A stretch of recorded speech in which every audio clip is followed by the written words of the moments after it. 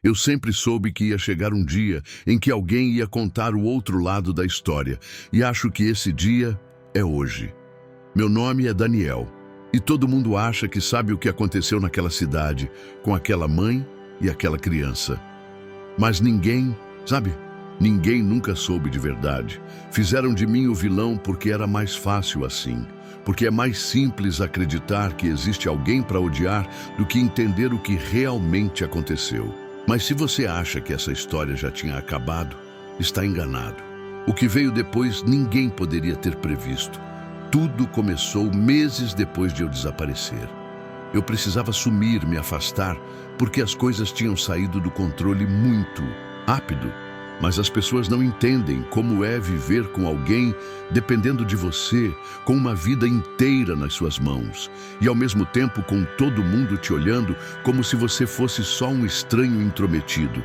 Eu ajudei porque quis, porque podia, mas o que ninguém sabe é que naquele tempo todo tinha gente me seguindo também. Gente que não queria só saber da minha vida, queria acabar com ela. Quando saí daquela cidade, achei que estava indo embora para sempre, mas descobri tarde demais que tudo aquilo fazia parte de algo muito maior, algo que nem eu tinha entendido direito. Eu desapareci por quase meio ano, e durante esse tempo todo, ninguém sabia onde eu estava, nem mesmo aqueles que achavam que me conheciam bem. Mas a verdade é que eu estava tentando me salvar. Não apenas da polícia, não apenas da fofoca daquela cidadezinha onde todo mundo conhece a vida de todo mundo, mas de gente muito mais perigosa do que qualquer um ali poderia imaginar. Um empresário, para quem eu trabalhava, o mesmo que todos achavam ser apenas um nome distante por trás de investimentos e doações, era na verdade alguém com quem você não queria ter dívidas. E eu tinha. Não financeiras, mas de lealdade. Foi por isso que eu ajudei Sara e a filha dela. Parece estranho, eu sei. Mas a verdade é que aquele dinheiro nunca foi realmente meu. Era dele. E eu sabia que um dia ele ia descobrir. Cada real, gasto sem autorização, era um fio puxando uma corda em volta do meu pescoço. E cada dia que passava, eu sabia que a corda estava ficando mais apertada. Por isso eu sumi. Não porque eu estava com medo da polícia, não porque eu tinha me cansado de Sara ou da história toda, mas porque eu sabia que quando a notícia chegasse ao meu chefe, ele viria atrás de mim. E ele veio.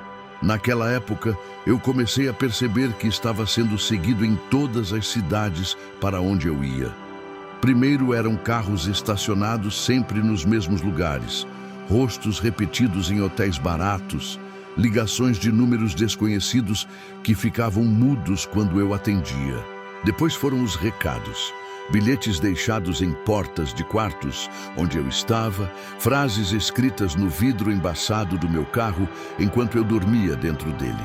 Coisas simples, mas que só tinham um objetivo: me lembrar de que eu não tinha sumido. De verdade, de que eles sabiam onde eu estava e de que era só uma questão de tempo. E foi aí que tudo mudou, porque quando finalmente me encontraram, eu achei que iam me matar ali mesmo. Mas não, eles tinham outro plano. Descobriram sobre Sara, sobre a filha dela, sobre o dinheiro que eu tinha usado e decidiram que não bastava me punir. Eles queriam me usar, queriam transformar toda aquela história em algo muito maior, algo que eu não tinha como controlar. E foi assim que pela primeira vez na vida, eu percebi que não era eu quem estava no comando de nada. Eu tinha virado uma peça pequena em um jogo enorme. E o que aconteceu depois disso, ninguém naquela cidade jamais poderia ter previsto. Quando eles finalmente me pegaram, não teve cena de filme, não teve perseguição. Eu estava num hotel barato, numa cidade onde ninguém me conhecia, e ouvi 3 batidas curtas na porta. Quando abri, vi 2 caras de terno, nada de armas à mostra, nada de violência, só olhares que não deixavam dúvida sobre quem mandava. Ali, um deles me entregou um envelope grosso, cheio de fotos. Eu reconheci alguns rostos: Sara, a filha dela, o dono do bar, até gente do hospital. fotos tiradas de longe, várias datas diferentes, lugares diferentes. Eles sabiam de tudo, sabiam da história toda. E aí um deles disse com uma calma que eu já conhecia bem: "Você mexeu no dinheiro errado. Agora vai ter que trabalhar pra gente." Não explicaram no que, não naquela hora, mas deixaram claro que eu não tinha escolha. Ou fazia, ou eles iam atrás de todo mundo que aparecia naquelas fotos. Os dias seguintes foram uma mistura de medo e raiva, porque eu não entendia o que eles queriam de mim. Achei que iam me obrigar a pagar a dívida trabalhando para eles, mas não. Era pior. Eles queriam que eu voltasse para a cidade. Queriam que eu me aproximasse de Sara de novo, que fingisse estar arrependido, que ganhasse a confiança de todo mundo. Outra vez. E aí, usando a minha cara, meu nome, meu histórico de homem generoso, eles iam lavar dinheiro, iam comprar terrenos, iam transformar aquela cidade pequena num lugar onde ninguém mais conseguiria mexer com eles. Era esse o plano. Eu virei o fantoche perfeito porque ninguém desconfiaria de mim. Eu era o cara que tinha salvado uma criança, o benfeitor, o sumido misterioso. Quando voltasse, iam inventar uma história qualquer de que eu tinha ficado doente, que tinha viajado para cuidar da família, que tinha sofrido um acidente, sei lá. E as pessoas iam acreditar, porque as pessoas sempre acreditam quando a mentira vem com a cara certa e o tom de voz certo. Voltar para aquela cidade foi como andar dentro de um sonho ruim. Todo mundo olhava para mim com uma mistura de surpresa e alívio, como se meu sumiço tivesse sido só um detalhe menor, e agora tudo voltava ao normal. Sara me viu pela primeira vez na frente do hospital. Eu cheguei com um buquê simples, nada de exagero, e pedi para falar com ela. O jeito que ela me olhou, parecia que tinha visto um fantasma, e de certa forma, tinha mesmo. Eu disse que precisava conversar, que tinha sumido por motivos pessoais, que estava tentando consertar tudo. Ela não respondeu nada, só ficou me olhando como se esperasse eu desaparecer de novo a qualquer momento. Mas os outros, os vizinhos, os colegas do bar, até o dono do hospital, todos sorriram, todos apertaram minha mão, todos me trataram como o homem bom que voltou, exatamente como eles tinham previsto. Nas semanas seguintes, as coisas começaram a mudar rápido. O dinheiro começou a aparecer por baixo dos panos. Reformas no bar, compra de terrenos, doações para o hospital. E tudo no meu nome. Eu assinava papéis sem nem ter certeza do que estava assinando, porque não tinha escolha. Eles estavam sempre por perto, nunca apareciam em público, mas eu sabia que estavam lá. Eu era só a fachada. Um dia, o dono do bar me agradeceu por transformar o lugar. Disse que eu tinha mudado a cidade para melhor. E eu só consegui sorrir, porque não podia explicar a verdade. Que por trás das luzes novas, das paredes pintadas, dos equipamentos modernos, tinha um esquema inteiro de lavagem de dinheiro passando bem na frente de todo mundo. E ninguém desconfiava. Ninguém. Nem Sara, nem os vizinhos, nem os políticos locais que adoravam cortar a fita vermelha em cada inauguração financiada pelo homem generoso que voltou. Foi só questão de tempo até a Sara perceber que tinha algo errado. No começo, ela só me evitava, como sempre fez desde antes de eu sumir. Mas depois começou a notar como eu estava em todos os lugares de novo.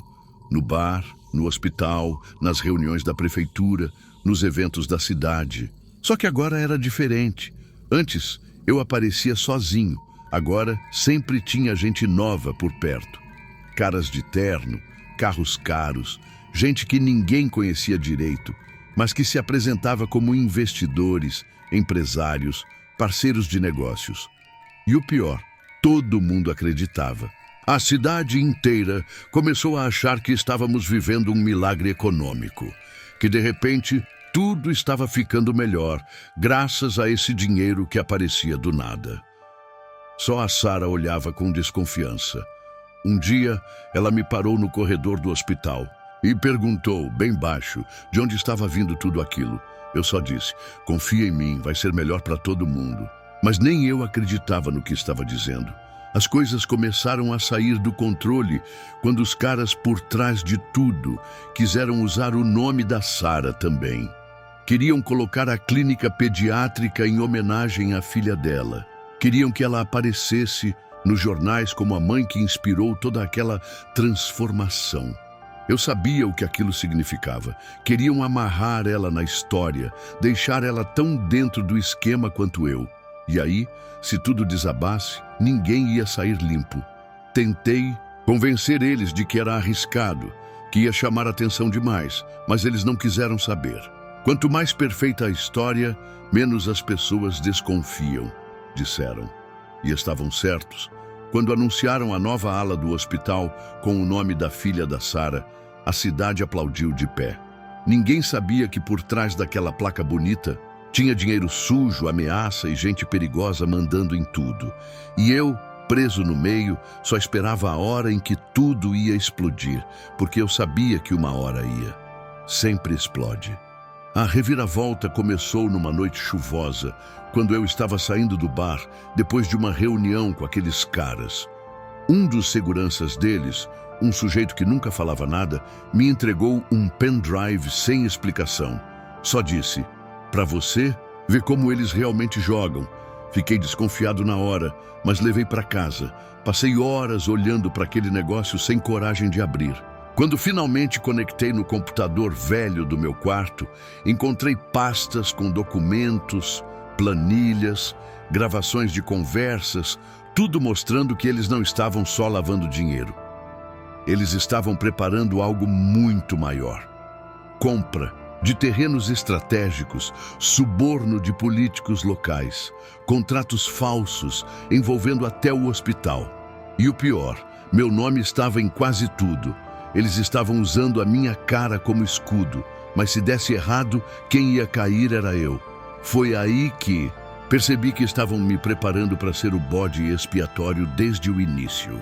Quando a polícia ou a imprensa descobrissem, iam encontrar meu nome, minha assinatura, meu histórico de homem misterioso que voltou cheio de dinheiro. Os verdadeiros mandantes iam sumir, e eu ia ser o vilão perfeito. Foi nessa noite que decidi que não ia morrer abraçado com aquela história. Mas eu não podia simplesmente ir à polícia, porque ninguém ia acreditar em mim sem provas sólidas. E porque eu sabia que eles tinham olhos e ouvidos em todo lugar. Eu precisava de alguém que não estivesse no bolso deles. Alguém que também tivesse motivo para querer ver tudo aquilo cair. E só um nome me veio à cabeça: Sarah. Demorei uns dias para criar coragem de falar com ela. Sarah não queria me ver nem pintado. E com razão. Depois de tudo que aconteceu, depois do meu sumiço e da volta cheia de dinheiro e gente estranha, eu era a última pessoa em quem ela confiaria. Mas eu sabia que ela era a única que não tinha vendido a alma para aquele esquema, a única que não devia nada para ninguém. Então, uma noite, esperei ela sair do hospital e segui de longe até ela entrar num café pequeno perto da praça. Entrei depois, sem fazer cena, e sentei na mesa dela sem pedir permissão. Ela ia levantar e ir embora. Eu vi na cara dela, mas falei baixo e rápido. Eles vão te usar, Sarah, do mesmo jeito que usaram a mim. Mostrei para ela algumas fotos e documentos do pendrive, só o suficiente para ela entender que não era conversa. Vi a expressão dela mudar na hora, a raiva dando lugar a uma preocupação real. Ela perguntou o que eu queria e eu disse: provar que não sou só o vilão dessa história e acabar com eles antes que acabem com a gente. Foi a primeira vez que eu falei em voz alta o que vinha pensando desde que vi aqueles arquivos. E foi também a primeira vez que percebi o tamanho da encrenca em que estávamos, porque não era só sobre mim, sobre ela, sobre a filha dela. Era sobre gente poderosa, dinheiro demais, nomes grandes que nunca iam deixar barato se percebessem que a gente estava contra eles. Mas naquele café, com chuva batendo na janela e a cidade dormindo lá fora, começou o plano mais perigoso da minha vida. Nos dias seguintes, a gente começou a se encontrar em lugares diferentes para não chamar atenção. Nunca no bar, nunca no hospital, nunca perto de onde eu morava. Sara estava nervosa o tempo todo, mas tinha uma determinação nos olhos que eu não tinha visto antes. Ela queria entender cada detalhe. Queria saber quem eram eles, de onde vinha o dinheiro, até onde o esquema ia. Eu mostrei tudo o que tinha no pendrive e expliquei como eles estavam usando meu nome para limpar cada centavo sujo naquela cidade. Mostrei os contratos, as gravações, as transferências com datas e valores. Era dinheiro passando por escolas, obras públicas, fundações, de caridade. Tudo com meu nome na ponta para parecer que vinha do benfeitor misterioso que todo mundo adorava. O plano era simples e suicida ao mesmo tempo. A gente precisava de mais provas. Algo que ligasse diretamente os mandantes aos contratos, aos políticos, ao dinheiro. Algo que mostrasse que eu era só uma peça, não o dono do jogo. E para isso, eu teria que continuar fingindo ser parte do esquema, sorrindo para as pessoas certas, apertando as mãos erradas, indo a reuniões como se nada tivesse mudado. Enquanto isso, Sara ia falar com um jornalista que ela conhecia do tempo em que estudava na capital. Alguém fora da cidade, alguém que não tivesse medo dos nomes envolvidos. A ideia era entregar tudo de uma vez só, sem dar tempo para eles apagarem as pistas. Mas quanto mais a gente planejava, mais eu tinha certeza de que estávamos sendo observados, porque aqueles caras nunca deixavam nada escapar. E se descobrissem o que a gente estava fazendo, não iam pensar duas vezes antes de calar todo mundo. A primeira explosão não foi figurativa. Na terceira semana do nosso plano, quando eu já tinha voltado a frequentar as reuniões com os investidores falsos e Sara tinha feito contato com o jornalista, um carro pegou fogo na frente do hospital de madrugada. Ninguém morreu, mas o recado estava claro. Alguém tinha descoberto alguma coisa. A polícia local apareceu só para cumprir protocolo, fez umas perguntas, anotou meia dúzia de coisas e foi embora sem investigar nada. Todo mundo na cidade comentou por um dia e depois esqueceu. Só eu e Sara sabíamos que aquilo não tinha sido acidente. Foi um aviso. No mesmo dia, recebi uma mensagem de um número desconhecido. Está ficando ousado demais, Daniel. Sem ponto final, sem assinatura, sem mais nada. Só essa frase. Mostrei para Sara e vi no rosto dela o mesmo medo que eu estava sentindo, mas também vi raiva. Ela disse que agora não tinha mais volta, que a gente ia até o fim. O jornalista da capital marcou um encontro para a semana seguinte num lugar fora da cidade para receber todo o material. E foi aí que eu percebi que não estava mais tentando só limpar meu nome. Eu queria derrubar todos eles, cada um daqueles homens de terno que achavam que podiam usar qualquer pessoa como peça descartável. Mas para fazer isso, eu teria que continuar sorrindo para eles, sentado na mesma mesa, brindando ao sucesso, enquanto o chão começava a rachar debaixo dos nossos pés. No dia do encontro com o jornalista, eu fui para a reunião com os investidores como se nada tivesse mudado. Sentei na mesa, ouvi eles falarem sobre os novos terrenos, os contratos falsos, o dinheiro que ia passar pelo hospital e pela escola da cidade. Assinei os papéis que eles mandaram, brindei com eles, sorri para fotos que iam sair no jornal local no dia seguinte. E o tempo todo, no meu bolso, estava o pendrive com tudo o que a gente tinha conseguido juntar até agora. Sara já tinha saído mais cedo da cidade, com as cópias escondidas na bolsa, indo para o encontro com o jornalista sem ninguém saber. Pelo menos era isso que a gente pensava. Porque, quando ela chegou na estação onde ia encontrar o cara, percebeu que tinha 2 homens de terno esperando perto da entrada. Não estavam disfarçando. Ela me ligou na hora, a voz baixa, dizendo que alguma coisa tinha dado errado, que eles tinham descoberto. E antes que eu pudesse responder, ouvi um barulho Na linha, alguém tinha tomado o telefone dela. Eu estava no meio da reunião, com todo mundo rindo e brindando ao meu redor, e ouvi uma voz fria dizendo: "Você está cavando a própria cova, Daniel, e vai levar ela junto." Depois a ligação caiu. Fiquei ali parado com o copo na mão, sem conseguir pensar, enquanto eles continuavam falando sobre lucros e investimentos, como se nada tivesse acontecido. Foi nesse momento que eu entendi que o jogo tinha virado completamente e que o próximo movimento deles não ia ser só um aviso. Saí daquela reunião como se estivesse andando dentro de um sonho ruim, tudo em câmera lenta. As risadas deles, os brindes, os flashes das fotos, nada fazia sentido depois da ligação. Liguei para Sara várias vezes e ninguém atendeu. Peguei o carro e dirigi, feito um louco, até a estação. Mas quando cheguei lá, não tinha mais ninguém. Nem ela, nem os homens de terno, nem o jornalista. Só encontrei o telefone dela caído perto de uma banca de jornal, a tela rachada e ainda gravando a última ligação que a gente tinha feito. Foi ali, olhando para aquele celular quebrado, que eu entendi que eles tinham passado de todos os limites. Voltei para a cidade com uma mistura de raiva e desespero queimando dentro de mim. Fui direto ao bar, onde sabia que alguns deles iam estar. E entrei feito um furacão. Ninguém esperava me ver daquele jeito. Eu, o homem calmo, o benfeitor, o investidor sorridente. Bati na mesa, pedi para falar com quem estava mandando no jogo. Eles riram, fizeram piada, disseram que eu precisava descansar. Foi aí que um deles olhou bem nos meus olhos e disse: "Ela está bem, por enquanto. Mas você vai voltar para a linha, Daniel. Senão, da próxima vez, não prometo nada." E saiu andando, como se tivesse falado sobre o clima, como se não tivesse acabado de arrancar o último pedaço de paz que eu tinha. Naquela noite, eu sentei no carro sozinho, com a chuva batendo no vidro, e entendi que o episódio tinha mudado, completamente de figura. Agora não era mais sobre dinheiro, nem sobre limpar meu nome, nem sobre vingança.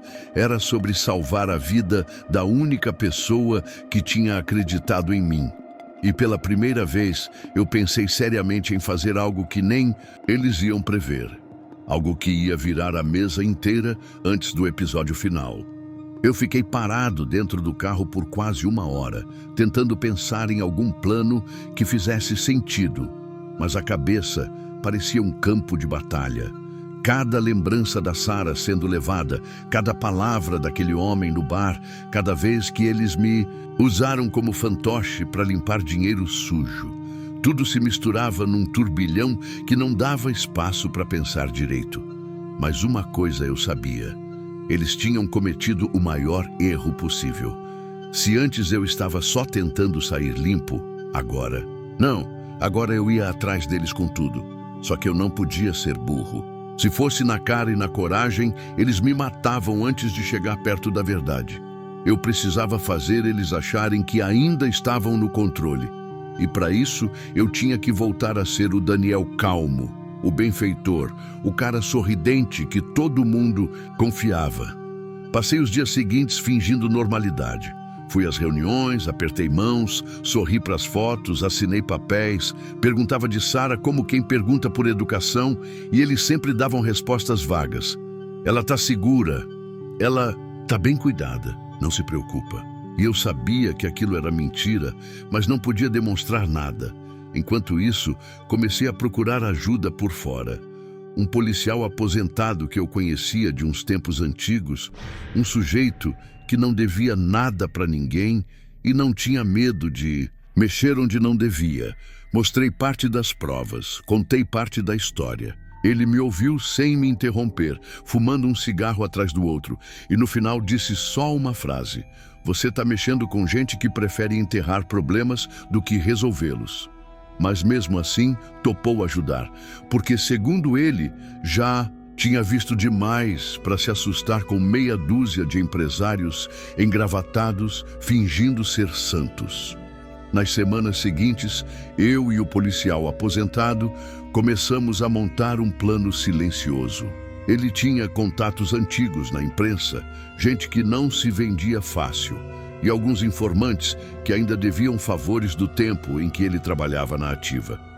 A ideia era simples, mas arriscada: descobrir onde eles estavam mantendo a Sarah e conseguir provas suficientes não só para libertar ela, mas para derrubar todo o esquema de uma vez. Só que para isso, eu precisava continuar frequentando as reuniões como se nada tivesse acontecido, sorrindo para os homens que tinham acabado de transformar minha vida num inferno. Eu era o rosto público deles, o boneco de ventríloco. E enquanto eles achavam que me controlavam, eu e o policial íamos cavando cada vez mais fundo. Comecei a perceber detalhes que antes passavam despercebidos. Um dos homens sempre recebia ligações no meio das reuniões e saía para atender do lado de fora. Outro ficava nervoso sempre que alguém falava de investimentos fora da cidade. O policial dizia que era nesses detalhes que a gente ia encontrar uma brecha. E a brecha veio numa noite em que eu segui um dos carros depois de uma reunião. Mantive distância, sem ligar os faróis, até eles pararem num galpão velho fora da cidade. Esperei por quase uma hora até ver dois dos homens saindo, conversando baixo e fumando do lado de fora. Não consegui ver a Sarah, mas alguma coisa me dizia que ela estava lá dentro. No dia seguinte, contei tudo para o policial. Ele disse que conhecia o dono do galpão, um sujeito falido que tinha alugado o lugar uns meses antes para uma empresa de logística que ninguém sabia direito o que fazia. Só podia ser lá. Então, começamos a juntar em forma nas reuniões seguintes. Eu comecei a interpretar um papel que nunca tinha feito antes: o do traidor que finge lealdade. Sorria, brindava, elogiava os planos deles, perguntava detalhes sobre os novos investimentos, como se estivesse empolgado com o crescimento do negócio. Por dentro, eu gravava tudo com uma microcâmera que o policial tinha arrumado para mim. Cada reunião, cada documento assinado, cada conversa aparentemente inocente sobre políticos, contratos e obras públicas, tudo ia direto para um HD que ficava escondido na casa do policial. Enquanto isso, ele alimentava seus contatos na imprensa, preparando o terreno para o dia em que tudo fosse revelado. Mas quanto mais eu fingia fazer parte daquilo, mais eu percebia que o jogo estava ficando perigoso. Um dos homens começou a desconfiar de mim. Era um cara chamado Otávio, sempre quieto, sempre observando. Um dia, depois da reunião, ele me chamou para dar uma volta de carro. Falou que queria me mostrar um novo terreno para investir. Mas no caminho começou a fazer perguntas sobre a Sarah, sobre o dinheiro, sobre por que eu tinha sumido tanto tempo antes. Respondi com a maior calma do mundo, como se não tivesse nada a esconder. Mas por dentro, sentia cada músculo do corpo pronto para reagir caso ele descobrisse alguma coisa. No final, ele só sorriu e disse: "Estamos todos do mesmo lado, né, Daniel?" Eu concordei, mas saí daquele carro sabendo que meu tempo estava acabando. Se eles descobrissem o que eu e o policial estávamos fazendo, não iam pensar duas vezes antes de me fazer sumir e levar a Sarah junto. Eu e o policial sabíamos que não dava para esperar muito mais. Cada dia que passava, aumentava o risco de alguém descobrir alguma coisa. E se isso acontecesse antes da hora, não ia ter segunda chance. Então a gente montou um plano arriscado, quase suicida.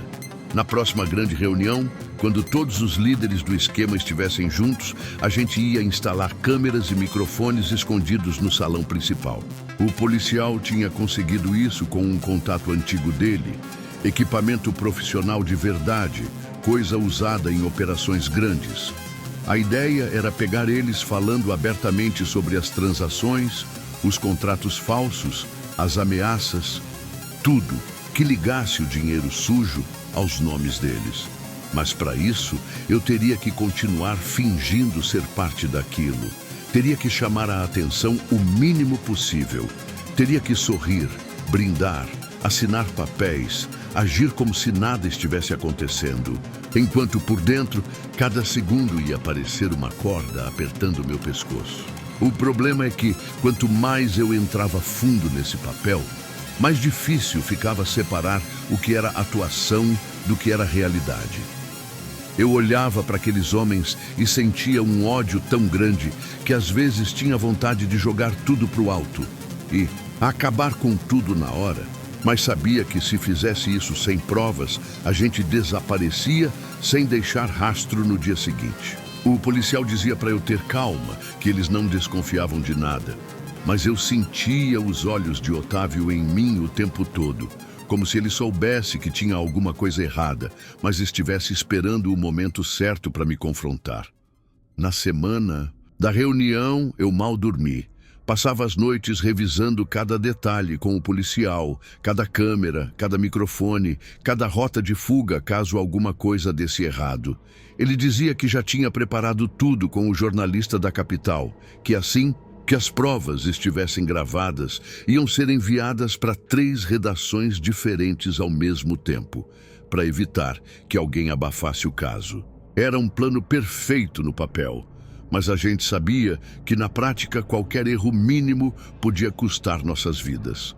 Eu não parava de pensar na Sara, presa em algum lugar daquela cidade, sem saber que a única chance dela sair viva dependia de um jogo que a gente estava jogando contra gente que não perdoava falhas. Teve uma noite em que eu dirigi até o galpão, onde eu achava que ela estava. Fiquei parado dentro do carro por quase 1 hora, olhando para o prédio escuro, com 2 seguranças fumando na porta e pensando em entrar sozinho, acabar com aquilo de uma vez. Mas sabia que se fizesse isso sem provas, sem plano, sem nada, ia ser só mais um corpo desaparecendo sem explicação e eles continuariam intocados, crescendo, mandando na cidade inteira como se fossem donos de tudo e de todos. Quando o dia da reunião chegou, o policial e os contatos dele já tinham instalado tudo durante a madrugada. Microfones no teto, câmeras escondidas atrás dos painéis de madeira, transmissores disfarçados nos vasos de planta. Parecia filme de espionagem, mas era a nossa única chance. Eu cheguei cedo para não levantar suspeita e fui recebido, com sorrisos e piadas sobre como eu tinha virado o rosto do progresso da cidade. Eles adoravam dizer isso, como se eu fosse um parceiro importante, quando na verdade eu sabia que, para eles, eu não passava de um bode expiatório, alguém para culpar quando as coisas dessem errado. Passei a tarde inteira fingindo estar relaxado, brindando com gente que eu queria ver atrás das grades, ouvindo eles falarem abertamente sobre compras falsas, sobre políticos no bolso deles, sobre contratos superfaturados. Cada palavra ia direto para os gravadores escondidos. Cada risada sobre dinheiro desviado ia virar prova na mão da imprensa. E eu ali, sorrindo junto, fingindo ser um deles, enquanto por dentro contava os minutos para aquilo acabar e a polícia e os jornalistas terem material suficiente para derrubar todo mundo de uma vez. Mas as coisas nunca acontecem como a gente planeja. No meio da reunião, enquanto um dos líderes mostrava uns papéis sobre a próxima obra pública que iam financiar com dinheiro sujo, eu percebi Otávio me olhando de um jeito diferente. Não era a desconfiança normal, era outra coisa. Ele parecia ter ligado os pontos, parecia ter entendido que eu estava calmo demais, que eu concordava rápido demais, que tinha algo no ar que não combinava com o Daniel que eles conheciam. Foi quando ele pediu para falar comigo lá fora, no estacionamento. Eu fui tentando manter a calma e ele acendeu um cigarro antes de falar qualquer coisa. Depois soltou a fumaça devagar e disse com um meio sorriso: "Sabe, Daniel, às vezes eu acho que você não está tão do nosso lado quanto parece." A frase ficou no ar como um tiro silencioso. Eu respondi com outra pergunta, fingindo confusão, mas ele só sorriu e disse que estava de olho. Voltei para a reunião fingindo tranquilidade, mas por dentro sabia que o cerco estava começando a fechar. Se ele falasse alguma coisa para os outros antes da hora, todo o nosso plano ia por água abaixo e eu, a Sara e o policial íamos pagar o preço. Quando a reunião finalmente acabou, eu saí dali com 2 certezas. A primeira era que a gente tinha conseguido provas suficientes para derrubar todo o esquema. A segunda era que Otávio não ia esperar muito tempo antes de agir. Liguei para o policial e expliquei tudo. Ele disse que ia acelerar o processo, que nas próximas 48 horas todo o material ia estar nas mãos certas e que depois disso não teria mais como eles escaparem. Mas eu sabia que, nesse meio tempo, a gente ainda estava vulnerável. Bastava um deles perceber que tinha câmeras no salão. Bastava alguém desconfiar das gravações. Bastava o nome do jornalista vazar. E tudo ia virar um banho de sangue antes que a primeira notícia saísse na TV. Eu passei aquela noite trancado em casa, com o coração disparado a cada carro que passava na rua, esperando o pior. E o pior veio, mas não do jeito que eu imaginava. Porque na manhã seguinte, quando fui encontrar o policial para entregar as últimas cópias das gravações, encontrei a porta do apartamento dele arrombada. E ele não estava lá. Eu fiquei parado na porta daquele apartamento, sem conseguir entrar de imediato, como se meu corpo inteiro tivesse travado ao perceber que algo estava muito errado. Quando finalmente criei coragem e passei pela porta arrombada, encontrei tudo revirado, gavetas abertas, papéis espalhados pelo chão, o computador dele quebrado como se alguém tivesse batido com força várias vezes e marcas no chão que pareciam de móveis arrastados. Mas não tinha sangue. Isso me deixou ainda mais nervoso, porque significava que ele provavelmente tinha sido levado vivo, e não sabia se isso era bom ou ruim. Procurei por qualquer sinal das cópias que a gente tinha feito das gravações, mas o HD principal tinha sumido. Vasculhei o apartamento inteiro, abrindo armários, levantando colchão, olhando até dentro do tanque de lavar roupa, mas não achei nada. Eles tinham levado tudo. O policial, os arquivos, as provas. E o pior, tinham feito isso rápido, de um jeito profissional, como se soubessem exatamente onde procurar. Não tinha como ser coincidência. Alguém dentro das reuniões, alguém muito perto de mim, tinha avisado. E eu só conseguia pensar em Otávio, com aquele sorriso falso e o jeito de quem sempre sabe mais do que demonstra.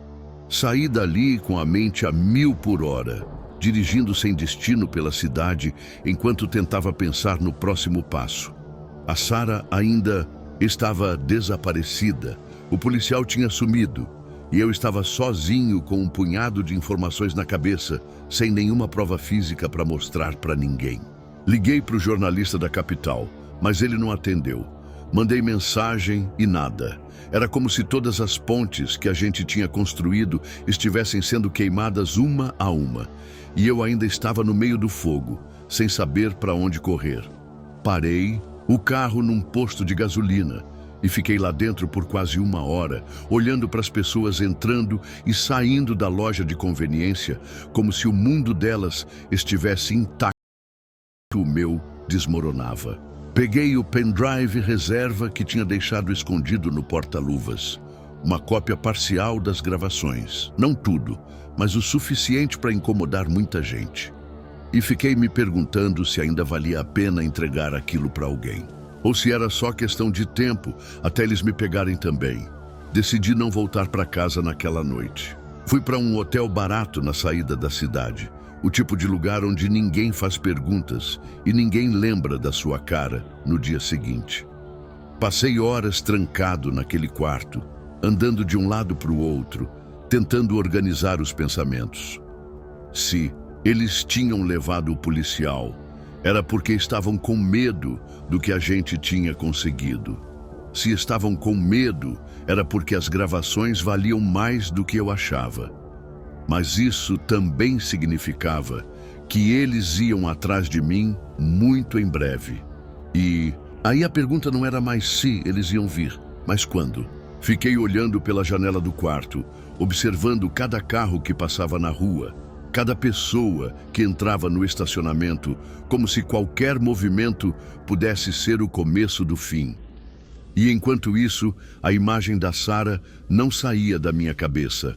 Eu não sabia se ela ainda estava no galpão, se tinha sido levada para outro lugar, ou se já tinham feito algo com ela para me calar de vez. Cada hora que passava sem notícia deixava tudo mais insuportável, como se uma corda invisível estivesse apertando cada vez mais o meu pescoço. Quando finalmente amanheceu, eu sabia que precisava fazer alguma coisa antes que fosse tarde demais. Não podia mais esperar jornalista, polícia, nem ninguém. Se o policial ainda estivesse vivo, ele também dependia de mim agora. Então peguei o carro e fui direto para o galpão onde a gente tinha visto os homens entrando e saindo nas semanas anteriores. Estacionei longe, subi um morro de terra para ter uma visão do lugar e fiquei observando com binóculos que peguei no porta-malas. Contei 4 homens na porta, armados, conversando e fumando como se não tivessem nada a temer. O portão principal estava fechado e dava para ver 2 carros pretos lá dentro, os mesmos modelos que apareciam nas reuniões. Não dava para saber se a Sara ou o policial estavam ali, mas alguma coisa me dizia que sim. E o pior é que eu não tinha nenhum plano de verdade, só raiva, desespero e um pendrive que valia mais do que a minha própria vida. Passei o dia inteiro observando o galpão de longe, anotando cada movimento, cada troca de turno, cada carro que entrava e saía. Não comi nada, não falei com ninguém, só fiquei lá parado enquanto o sol atravessava o céu e a noite caía de novo. E foi na escuridão que eu finalmente vi algo diferente. Uma caminhonete branca parou na frente. 2 homens desceram e entraram rápido, sem conversar com ninguém. Alguns minutos depois, eles saíram levando alguém com um capuz na cabeça. Era impossível ver o rosto, mas pelas roupas eu soube na hora que era o policial. Ele estava mancando, as mãos presas nas costas e parecia estar consciente, mas mal conseguia andar. Colocaram ele na caminhonete e foram embora sem pressa, como se soubessem que ninguém ia impedir. Eu fiquei lá, parado, com o coração disparado, sabendo que se estavam movendo ele, era porque iam fazer algo pior, algo definitivo. E se ele sumisse de vez, tudo que a gente tinha conseguido ia sumir junto. Voltei para o hotel naquela noite com uma decisão tomada. Eu ia acabar com aquilo de um jeito ou de outro. Não importava se fosse sozinho, não importava se fosse perigoso demais. No dia seguinte, ia entrar naquele galpão, encontrar a Sara, encontrar qualquer pista sobre para onde levaram o policial e ia fazer isso custasse o que custasse. Passei a madrugada preparando o pouco que tinha. Lanternas, cópias do pendrive, um mapa improvisado do lugar com base nas observações do dia anterior. E cada passo que eu dava parecia me levar mais fundo para um caminho sem volta. Eu sabia que quando aquela porta se fechasse atrás de mim, não ia ter polícia, não ia ter imprensa, não ia ter ninguém para salvar a gente. Ia ser eu contra eles, e talvez eu não saísse vivo para contar o que aconteceu, mas alguma coisa dentro de mim dizia que era melhor morrer tentando do que continuar vivendo com aquela corda apertando cada vez mais. Saímos correndo do galpão sem olhar para trás, guiados pelo homem mascarado que parecia saber exatamente para onde ir. Ele atirava com precisão, sempre para afastar os guardas, nunca desperdiçando um movimento. Eu segurava a Sara pela mão, tentando manter ela de pé, enquanto atravessávamos o pátio enlameado, com a chuva caindo cada vez mais forte. No portão principal, um carro preto esperava com o motor ligado e as portas abertas. O mascarado gritou para a gente entrar, e quando a Sara hesitou por um segundo, ele tirou o capuz mostrando o rosto. Era o policial. Estava machucado, um corte profundo na testa e a roupa coberta de sangue, mas vivo. "Não tem tempo para explicar. Entra logo!" Ele gritou e dessa vez não pensamos 2 vezes. O carro disparou pela estrada de terra enquanto o galpão ficava para trás, com luzes e gritos ecoando na chuva. O policial dirigia como se conhecesse cada curva de olhos fechados, desviando de buracos e árvores caídas. Só depois de uns 15 minutos em silêncio, ele começou a falar. a voz rouca e cheia de raiva. Eles iam me matar hoje. Consegui escapar porque um dos seguranças virou contra eles. Disse que estavam planejando limpar a casa inteira, apagar todo mundo que sabia demais. Foi ele que me deu a arma e a rota de fuga. Disse que o chefe maior não confia mais no Otávio, que a coisa toda está desmoronando lá dentro. Enquanto ele falava, eu percebia que Sara tremia do meu lado. Não só de frio, mas de tudo que tinha acabado de acontecer. Chegamos a uma cabana velha no meio do mato, onde o policial disse que podíamos ficar escondidos por um tempo. Lá dentro, ele revelou que ainda tinha uma cópia das gravações. Não todas, mas o suficiente para colocar o esquema inteiro no chão. Eles acharam que tinham destruído tudo, ele disse, limpando o sangue da testa, mas eu sempre deixo uma saída. De emergência. E foi ali, naquela cabana úmida, com a Sara enrolada numa manta e o som da tempestade lá fora, que decidimos que não dava mais para esperar jornalista, polícia ou ninguém. A gente ia expor tudo de uma vez, mas para isso precisávamos pegar o resto das provas que estavam guardadas no escritório central deles, no coração da cidade. Isso significava voltar direto para a boca do lobo, sabendo que eles agora estavam caçando a gente também. Passamos a noite toda planejando, desenhando rotas num mapa velho, listando nomes, cargos, horários em que o prédio ficava mais vazio. O policial dizia que a guerra interna entre eles ia ajudar, que com o chefe maior desconfiando do Otávio, a segurança podia estar mais fraca nos próximos dias. Mas eu sabia que era um plano de um tiro só. Se desse errado, ninguém ia sair vivo. Sara ouviu tudo em silêncio, mas no fim olhou para a gente e disse com a voz firme: "Se for para acabar, que acabe de uma vez. Eu não aguento mais viver com esse medo." Foi ali que percebi que não tínhamos escolha. Ou derrubávamos todos eles agora, ou passaríamos o resto da vida fugindo, esperando o próximo carro preto aparecer na esquina. No amanhecer seguinte, deixamos a cabana e seguimos. Cada um por um caminho diferente, para não chamar atenção. Marcamos de nos encontrar à noite, perto do prédio onde ficava o escritório central. O policial tinha um contato que ia cortar as câmeras de segurança por alguns minutos. Só o suficiente para entrarmos, pegar os HDs e sair antes que alguém percebesse. Eu sentia o coração disparado só de pensar, mas ao mesmo tempo havia uma estranha calma dentro de mim, como se tudo tivesse me preparado para aquele momento. Enquanto caminhava pelas ruas da cidade, fingindo normalidade, via as pessoas indo para o trabalho, crianças indo para a escola, todo mundo acreditando que vivia numa cidade pacífica, sem imaginar que por trás de cada prédio bonito tinha uma rede de corrupção, ameaças e mortes. E naquela noite, tudo isso ia começar a ruir, nem que fosse à base de sangue. A noite caiu como uma cortina pesada sobre a cidade, e cada luz acesa parecia mais suspeita do que de costume. Eu e o policial nos encontramos perto do prédio, vestidos como dois homens comuns indo resolver algum trabalho atrasado. Ninguém olharia duas vezes para a gente, pelo menos era o que esperávamos. O contato dele cumpriu a parte dele. As câmeras iam ficar fora por 15 minutos, não mais que isso. O suficiente para entrar, pegar os HDs e sair antes que alguém percebesse. Sara ficou escondida num carro a 3 quarteirões dali, com o motor ligado e o telefone pronto para ligar para a imprensa, se a gente não voltasse.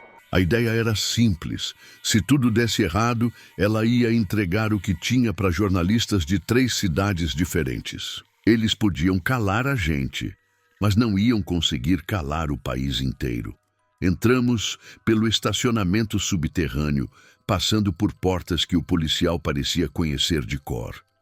O prédio estava quase vazio, só 2 vigias que dormiam numa guarita velha, confiando mais nas câmeras do que no próprio trabalho. Subimos até o 3º andar e fomos direto para a sala de arquivos digitais.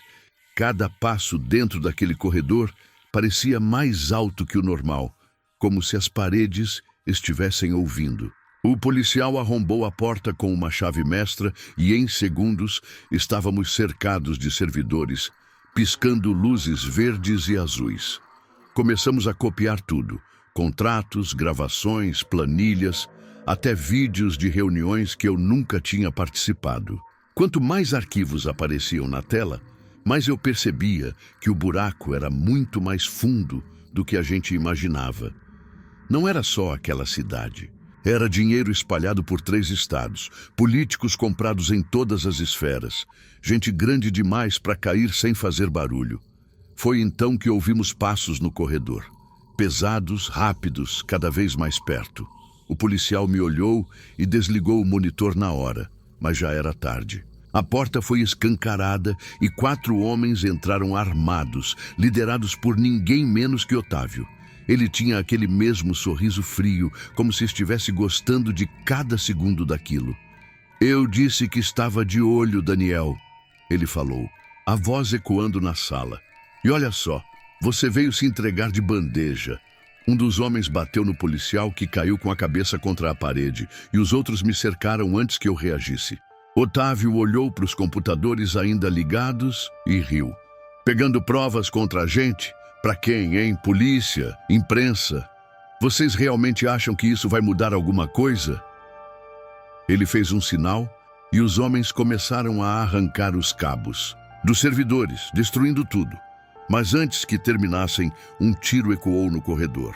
Depois outro e outro. Os homens se viraram sem entender e, de repente, as luzes do prédio inteiro se apagaram. Alguém tinha cortado a energia. O tiroteio começou de verdade lá fora, e os homens de Otávio correram para ver o que estava acontecendo. Eu e o policial aproveitamos o caos para pegar os HDs que já tinham sido copiados e saímos pela porta dos fundos, tropeçando na escuridão. Lá fora, vimos 2 carros em chamas e homens armados trocando tiros no estacionamento. Não dava para saber quem era quem. Parecia que a guerra interna deles tinha explodido de vez. No meio daquela confusão, o policial me empurrou na direção do carro da Sara e gritou: "Corre! Leva isso para a imprensa agora, antes que seja tarde!" Corremos pelo quarteirão com os HDs na mochila, enquanto os tiros ecoavam cada vez mais. Perto, entramos no carro e a Sara arrancou sem perguntar nada, com o rosto branco de pânico. Atrás de nós, o prédio pegava fogo e homens gritavam uns com os outros, como se o império deles estivesse desmoronando bem ali, diante dos nossos olhos. O policial entrou no carro segundos depois, com um corte profundo no braço, mas vivo. E quando finalmente saímos da área central, com os HDs intactos e a cidade em chamas atrás de nós, percebi que não tinha mais volta. O episódio 3 não. Ia ser sobre fugir ou se esconder. Ia ser sobre derrubar todo mundo e sobreviver ao que viria depois. O carro atravessava as ruas vazias feito um raio e eu só conseguia ouvir o barulho do motor e minha própria respiração acelerada. No banco de trás, os HDs estavam embrulhados numa manta, como se fossem dinamite pronta para explodir na hora. Não certa. A Sara olhava pelo retrovisor com os olhos arregalados, tentando entender se a gente tinha vencido ou só comprado alguns minutos antes do próximo inferno começar. O policial sangrava no braço, mas mantinha a mão firme na pistola, esperando qualquer perseguição aparecer atrás da gente.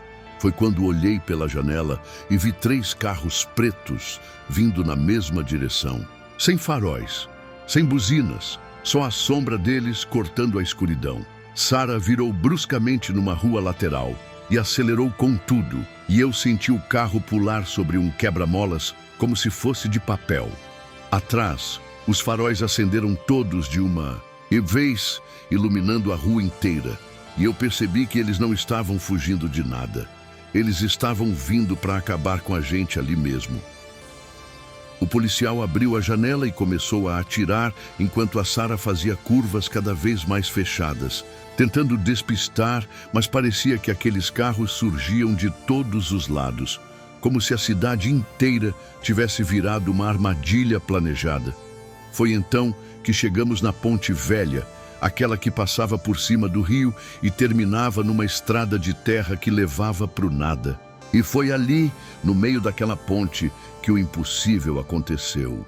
Um dos carros inimigos tentou ultrapassar pela direita, mas a Sarah jogou o nosso contra ele, e os dois bateram na mureta com tanta força que o concreto cedeu. Eu vi o carro preto despencando para o rio em câmera lenta, as luzes desaparecendo na água escura, enquanto os outros dois vinham feito loucos atrás da gente. Um deles perdeu o controle numa curva e bateu de frente num poste, explodindo numa bola de fogo que iluminou o céu como se fosse dia.